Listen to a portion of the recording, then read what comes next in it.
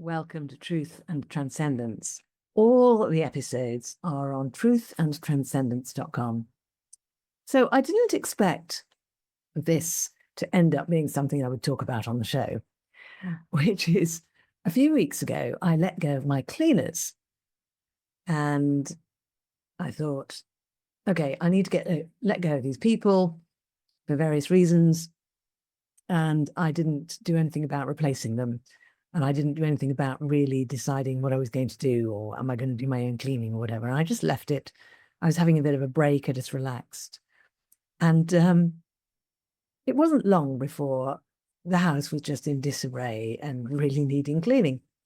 And I had a chat with a friend, a male friend, and he said, why don't you just do what I do? Just, live there. And if you notice something that just really is annoying you, clean that and leave the rest. And he said, that probably won't work for you. Being a woman, you probably want to be a bit more, a bit more organized. And I said, I'm just going to try that. I'm just going to try that. And I ended up in my workspace and I completely let go of the rest of the house and thought, I'm just going to clean up in here. I'm just going to, there's a table here that needs a very thorough cleaning, that hasn't been given a thorough cleaning for a while, an old wooden table. There's a corner here where there are cat hairs sort of stuck on a curtain. I'm going to get those off. And I just went around the whole room, laundered some throws and put them back, put fresh flowers, just did what I wanted to do in that room, which took me about a day to do. And it felt lovely in there, very fresh. It was almost as if all the air had been renewed as well, which probably it had because the window had been open. And I noticed a really interesting thing when I went back downstairs to have lunch. The kitchen and the living room were exactly the same as last time I'd seen them, needing a clean.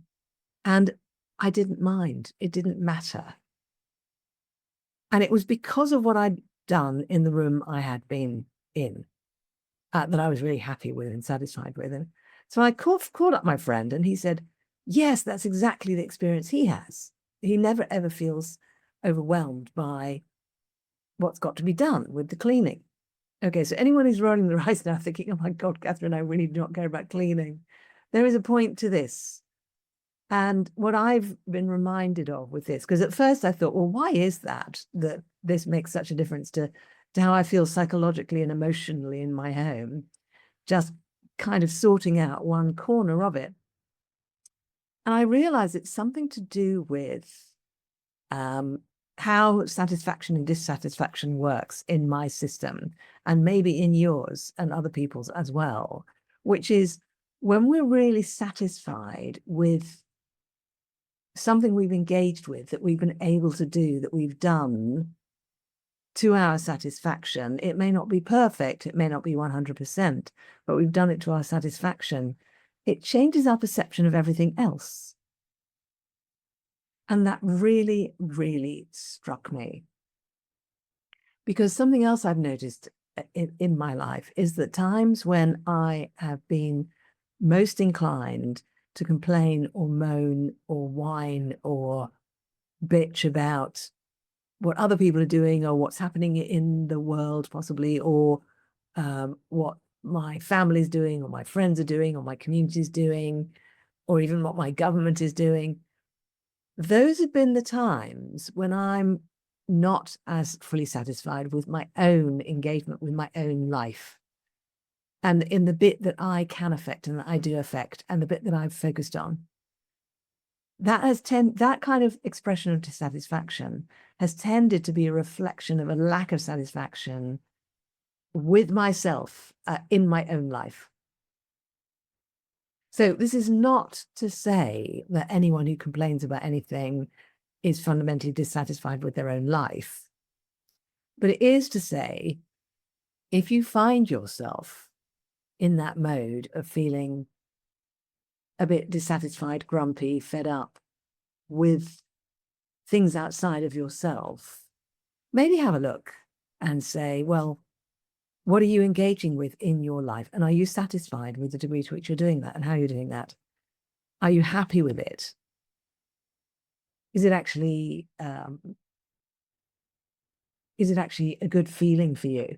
Someone came yesterday to do some work in the garden, and the garden also had completely exploded with the lovely warm weather and the rain that we've had. And it just looked completely disheveled, and it looked like it would take 5 days' work to get it to any semblance of okayness. And it was just overwhelming for me and for him. And I said, look, could you just do this bit round the entranceway coming in the gate? And could you just do this path down the left-hand side of the garden and this path down the right-hand side and the path that cuts across the bottom of the garden? Could you just clear those? That will probably take you all day. And his brow cleared and the overwhelm lifted. He said, yeah, I can do that. Off he went. I could hear him out there beavering away with various bits of equipment. And I came out at the end, and the whole experience of the place was transformed because of those very limited sections that he'd cleared very well. And the rest of the overwhelming overgrowth and madness of the garden suddenly had a completely different vibe to it because of that. So this for me is an extremely refreshing realization and insight. It means that I can actually disengage from anything that says I've got to get everything done. It's all got to be perfect until it's all done and in order and sorted out. That's not good enough. No, that's actually not true. Sometimes it's true, but most of the time it's not true. What I can actually do is focus on one thing, do that to the best of my ability, to my own level of satisfaction, and just receive the gift of that. And just notice how that then affects and lifts my perception of the rest of my life. So that's my little gift to you for now. If you are a conscious, spirit-led leader or coach or practitioner, if you've reached that point where you feel called to step deeper into your calling and maybe even bring more life to it, you might enjoy a clarity call with me. So just go to beingspace.world/clarity.